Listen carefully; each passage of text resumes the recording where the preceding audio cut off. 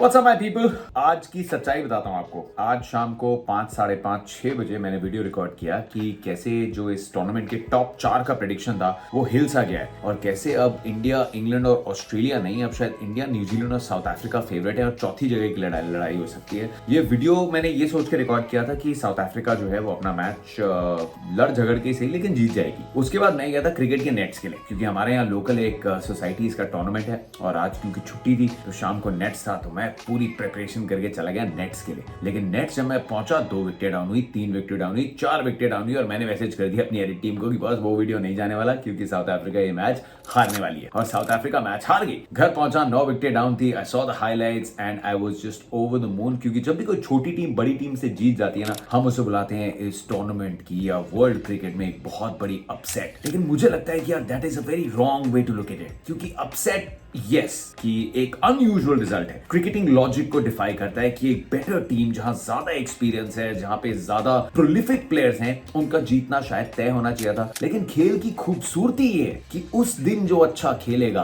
वो जीतेगा। So upset से ज्यादा ये जॉय होती है, ये खुशी होती है उस देश के लिए जिसने अपने दम पे, अपने बलबूते पे क्रिकेट के लॉजिक को डिफाई करके मैच को जीता है। So I am gonna call it one of the most joyous moments for Netherlands cricket. और इस वीडियो में आज अब फ्रेश जो रिकॉर्ड किया जा रहा है रात को 1 बजे, I'm gonna tell you about this Dutch team. Dutch क्योंकि नेदरलैंड से आते हैं एंड लेकिन डच को अंग्रेजी में बोलते हैं मिल बांट के। इंग्लिश शब्द में डच का मतलब है आप और मैं, चलिए डच कर लेते हैं, मिल जाते हैं। बिल देना है कहीं पे तो चलिए लेट्स गो डच, आधे मैं दूंगा आधे आप दूंगा। और ये डच बड़ा सूट करता है क्योंकि ये सब मिल बांट के जीतते हैं। So get ready, I tell you more about these phenomenal Dutch players. सबसे पहले नेदरलैंड्स की जो टीम है ना, इनका एक मोटो है, इनका एक मंत्र है। इनकी टीम का जो मोटो है वो है soul, SOUL। And what does soul stand for? Soul stands for selflessness, मतलब सिर्फ अपने बारे में आप नहीं सोचते, अपने बारे में आप बिल्कुल नहीं सोचते। ओनरशिप, कि आप ओनरशिप लेते हैं कि ये मेरी रिस्पॉन्सिबिलिटी है, मैं अपना जो काम है वो बाकियों पे नहीं छोड़ूंगा। यूनिटी, एकजुट होके, एकाग्रता जिसे बोलते हैं। And learning. So selflessness, ownership, unity and learning, ये इस टीम का मोटो है। इनके जो कोच हैं रायन कुक, जो कि डिसाइपल हैं, मतलब शागिर्द हैं गैरी कर्स्टन की कोचिंग का, उन्होंने एक फिलॉसफी जो कि नेदरलैंड्स के जो सबसे फेमस फुटबॉलर थे योहान क्रायफ, वो जो मैनेजर बने थे, उनके फुटबॉल खेलने का तरीका था टोटल फुटबॉल। टोटल फुटबॉल का मतलब ये था कि कोई भी प्लेयर किसी भी पोजीशन में अलग पोजीशन अपना सकता है। मतलब अगर आप मिडफील्डर है तो जरूरत आन पड़े तो आप अटैकर बन जाएंगे, आप ऊपर खेलेंगे, या आप डिफेंडर बन जाएंगे। आप अटैकर हो सकते हैं, फॉरवर्ड हो सकते हैं, लेकिन आपको डिफेंडर बनना पड़े तो आप डिफेंडर हो जाएंगे। तो सामने वाली टीम को एग्जैक्टली ये पता नहीं होता था कि अगर मिडफील्ड में 4 प्लेयर खड़े हैं, ये कब फॉरवर्ड बन जाएंगे, फॉरवर्ड वाले प्लेयर्स कब डिफेंडर बन जाएंगे। तो उनकी फिलॉसफी थी जो कि बहुत प्रसिद्ध थी फुटबॉल की दुनिया में, that was called total football. तो डच टीम जो है, इन्होंने अपने कोच के अंडर जो फिलॉसफी डेवलप की है वो की है टोटल क्रिकेट की। मतलब 1 से लेके 11 तक आप उस तरीके से तैयारी करें कि आप किसी भी डिपार्टमेंट में कंट्रीब्यूट कर सकते हैं। सो इसीलिए आप देखेंगे इस टीम में कि बैटिंग काफी नीचे तक करते हैं, सबको बल्लेबाजी का इल्म है, सबको गेंदबाजी का इल्म है। जब ये फील्डिंग करते हैं पूरी तरीके से चढ़ के करते हैं, एक दूसरे के लिए करते हैं, एक दूसरे के लिए जान देने को तैयार हैं। So this is the principle of this Dutch team, total cricket. इस मुकाबले में सबसे जो अहम रोल निभाया वो निभाया उनके कप्तान स्कॉट एडवर्ड्स ने। Before I even talk about his batting या उनकी जर्नी, सबसे पसंदीदा चीज जो थी जब वो जीत गए, there was no over the top celebration. Players खुश थे, जो फैंस उनका तबका आया था देखने के लिए वो और भी ज्यादा खुश थे। लेकिन मैच खत्म होने के बाद Scott Edwards was just walking अपनी टीम के आगे क्वाइटली, अपने विकेट कीपिंग ग्लव्स उतारे, चेहरे पे एक मुस्कान थी। मुस्कान से ज्यादा ही वाज जस्ट कंटेंट कि हमारी टीम जीत गई है। And he didn't really give any impression की अरे देखो हमने क्या करिश्मा कर दिया। That tells you bit about belief कि हम तैयारी करके आए हैं, we are waiting for this moment. और ऐसी टीम जो क्वालिफाई करके आती है उनके लिए वर्ल्ड का भी मोमेंट होता है, जब बहुत जो फैंस हैं उनको ये टीम देखने का मौका मिलता है। And then they find out wow, यहाँ पे क्रिकेट खेला जाता है। 6,500 लोगों की क्रिकेट कम्युनिटी है नेदरलैंड्स में, जहाँ पे वुडबर्ग जो है वहां सबसे फेमस क्रिकेट क्लब है और बहुत ही जो खिलाड़ी हैं वो उस क्लब से होके नेशनल टीम के लिए क्वालिफाई करे हैं। सो 6,500 की क्रिकेट कम्युनिटी और जो कप्तान स्कॉट एडवर्ड्स हैं, he was born in Tonga, बड़े हुए ऑस्ट्रेलिया में क्लब क्रिकेट खेल रहे थे। And he was a trained electrician, इसके पहले कि उन्होंने नेदरलैंड्स मूव किया एंड वहां पे जाके क्रिकेट खेला। पीटर सीलार से उन्होंने कप्तानी ली and he has transformed this team into an absolute wonderful unit. And बहुत अच्छा लगा कि इस मैच में अपनी बैटिंग, उनकी स्वीप शॉट जो है सबसे पसंदीदा है, उनकी रनिंग बिटवीन द विकेट बहुत अग्रेसिव है। He talks his mind, he talks straight from the heart and he talks all important stuff. तो इट वाज अमेजिंग कि इस मैच में captain perform like a leader.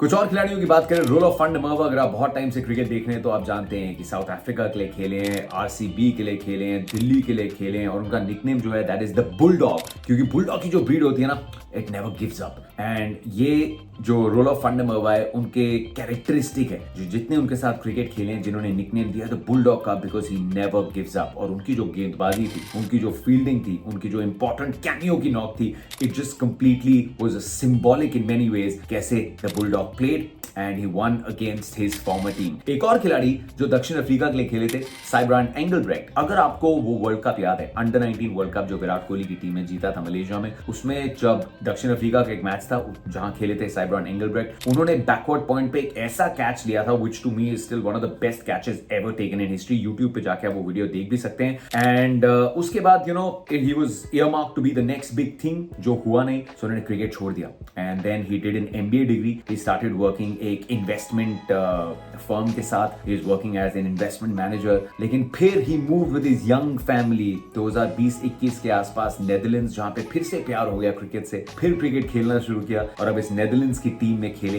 And यहाँ पे he got his moment under the sun, well not under the sun, under the floodlights, एक बार फिर से अपनी साउथ अफ्रीका की टीम के खिलाफ, जहां पे खेलना शुरू किया था, जहां से आते हैं। वेस्ली बरेसी एक और खिलाड़ी जो इस टीम में है, he is the only surviving member। 2011 से उनके भी रूट्स दक्षिण अफ्रीका से हैं, क्योंकि दक्षिण अफ्रीका में बहुत सारे जो सेटलर्स थे, इनके दादा या दादी या नाना या नानी, किसी ना किसी के पास डच पासपोर्ट था। तो बहुत सारे ऐसे खिलाड़ी जो साउथ अफ्रीका में नहीं खेल पाए, वो इस पासपोर्ट के चलते, एंसेस्ट्री के चलते नेदरलैंड्स क्रिकेट के लिए खेलने के लिए क्वालिफाई हुए and they have gone on to do extremely well. भारतीय मूल के खिलाड़ी तेजानिदा मुनुरू, जो कि विजयवाड़ा के पास जन्मे थे, वहां से न्यूजीलैंड गए, न्यूजीलैंड से वो पहुंचे नेदरलैंड्स क्रिकेट खेलने के लिए। आईटी इंफॉर्मेशन टेक्नोलॉजी में क्वालिफाइड थे, बहुत सारी उन्होंने ऑड जॉब्स करी नेदरलैंड्स में and eventually started working for the cricket board, घर चलाने के लिए, और वहां से क्रिकेट खेलना शुरू किया। विक्रमजीत सिंह भारतीय मूल के एक और खिलाड़ी जो कि खेलते हैं इस टीम में, ऊपर खेलते हैं, जलंधर के पास से आते हैं। And you got Aryan Dutt, जो पले बड़े नेदरलैंड्स में ही है, लेकिन उनके भी माँ बाप जो हैं वो भारत में जन्मे हैं। नेदरलैंड्स की टीम ने क्वालिफाई कैसे किया था इस वर्ल्ड कप में? नेदरलैंड्स की टीम ने क्वालिफाई किया था वेस्ट इंडीज के खिलाफ एक बहुत बड़ा मैच जीत के, जहां पे 370 के आसपास का टोटल आप चेस कर रहे थे, वो टोटल को टाई किया। उसके बाद आया सुपर ओवर। सुपर ओवर में क्योंकि लोगन फैन बीक नंबर 8 पे बहुत अच्छा खेल रहे थे, वो आए सुपर ओवर में और जेसन होल्डर के सामने उन्होंने 30 रन जड़ दी और फिर आए सुपर ओवर में गेंदबाजी करने और दोनों विकेट लोगन फैन बीक के नाम रहे। उसके बाद अगला जो मुकाबला था नेदरलैंड्स का स्कॉटलैंड से, जो भी वो मैच जीतता वो क्वालिफाई करता है इस वर्ल्ड कप के लिए। स्कॉटलैंड के पास थोड़ी ज्यादा पेडिग्री थी, लेकिन उस मुकाबले में जहां पे वो टोटल बहुत जल्दी उनको चेस करना था, वहां पे बैस डी लीडा जो कि बहुत अच्छे यंग ऑलराउंडर है, उनके पिताजी टिम डी लीडा 2003 में विश्व कप खेले थे और भारत के खिलाफ उन्होंने 4 विकेट लिए थे, including the prized wickets of Sachin Tendulkar and Rahul Dravid. तो फादर सन डुओ जिन्होंने वर्ल्ड कप खेला है, एंड जब नेदरलैंड्स खेलेगी भारत के खिलाफ, I am sure it will be a very emotional moment for him. तो उन्होंने स्कॉटलैंड के खिलाफ उस मैच में शायद 97 गेंदों में 123 रन की पारी खेली and he insured that they qualified, और उस मैच में उन्होंने 5 विकेट भी लिए थे। ओपनर लंबे बालों वाले मैक्स ओडाउड, जो कि जब क्रिकेट नहीं खेल रहे होते एक कमाल के पार्ट टाइम डीजे हैं। एंड पॉल वैन मीकरेन जिनका एक ट्वीट फिर से बड़ा वायरल हो गया है। 2020 में जब नेदरलैंड्स ने T20 वर्ल्ड कप खेलना था, जो पोस्टपोन हुआ और बाद में खेला गया ऑस्ट्रेलिया में, उस समय क्योंकि मुश्किलात बहुत थे और बहुत ही जो क्रिकेटर्स हैं प्रोफेशनल कॉन्ट्रैक्ट्स हैं, लेकिन ऐसा नहीं कि बहुत बड़ी बड़ी सैलरीज हो। सो उस टाइम पे कोविड के पैंडेमिक के टाइम पे पॉल वैन मीकरेन ने एक ट्वीट किया था कि यार इस टाइम पे एक्चुअली मैं वर्ल्ड कप खेलने वाला था, लेकिन वर्ल्ड कप पोस्टपोन हो गया और अब मैं उबर ईट्स में फूड डिलीवरी का काम कर रहा हूं। और उनसे जब पूछा गया कि क्या शर्मिंदगी थी, देखिए बाहर के देशों में कोई भी काम छोटा या बड़ा नहीं होता, तो उन्होंने कहा कि मेरे को बिल्कुल शर्मिंदगी नहीं थी, मेरी जो सेविंग्स थी मैं वैसे ही बहुत सारी खर्च कर चुका था और मैं और ज्यादा खर्च नहीं करना चाहता था। तो जो खाने पीने का, फोन का बिल, पेट्रोल का बिल, ये सब चीजों के लिए मैंने उबर ईट्स की डिलीवरी करी एंड यहाँ पे उनकी डिलीवरी इतनी फेमस हो गई है। So this is another story which is quite a life lesson. लोगन फैन बीक न्यूजीलैंड में जन्मे थे, न्यूजीलैंड ए के लिए भी खेले और उनका सपना था कि विश्व कप खेलेंगे न्यूजीलैंड के लिए। 2015 में पूरा ना हुआ, 2019 में पूरा ना हुआ, लेकिन चलिए 2023 में विश्व कप खेल रहे हैं और नेदरलैंड्स की टीम के लिए। तो ये सिर्फ एक कोशिश थी कुछ खिलाड़ियों के बारे में आपको बताएं। स्टेप बाय स्टेप दक्षिण अफ्रीका के सामने इस टीम ने अपने प्रोफेशनलिज्म से, अपनी तैयारी से, अपने अच्छे क्रिकेट से इस मुकाबले को धर्मशाला पे जीता, अपने दम पे, अपने बलबूते पे। ये टीम अगर ऐसे ही खेलती रही, ये बाकी भी कुछ टीम्स को चैलेंज करेगी। ये हर मुकाबले में दिखाते हैं कि ये तैयारी करके आए हैं, एक दूसरे के लिए खेल रहे हैं and this is just a great example of team bonding, team unity. जब आप सेल्फलेसनेस के साथ एक दूसरे के लिए खेलते हैं, सही मन से खेलते हैं, सही तैयारी से खेलते हैं, तो करिश्मे होते हैं। So many many congratulations to all the players from Netherlands. दक्षिण अफ्रीका मुझे अभी भी लगता है कि क्वालिफाई करके टॉप 4 में पहुंच जाएगी, लेकिन दिल जो है ना वो इस समय पूरी तरीके से नेदरलैंड्स के साथ है। चाहे रात हो गई हो, चाहे मन कर रहा था कि यार अब ये वीडियो कौन एडिट करेगा, लेकिन ये कहानियां बड़ी इंपॉर्टेंट है। कहानियां ही तो है। क्रिकेट तो सब खेलते हैं, लेकिन उसके पीछे का सफर क्या है, क्या रास्ता तय करके आप यहाँ पहुंचे हैं, that is the story. And ऐसी स्टोरीज हमें वर्ल्ड कप में देखने को मिलती हैं। सो 2 फैंटास्टिक रिजल्ट्स, अफगानिस्तान का रिजल्ट इंग्लैंड के सामने और नेदरलैंड्स का रिजल्ट साउथ अफ्रीका के सामने, जिसने इस वर्ल्ड कप में जान डाल दी है। And let's just see Netherlands आगे जाके क्या करती है। So moral of the story is कि किसी को हल्के में नहीं लेना।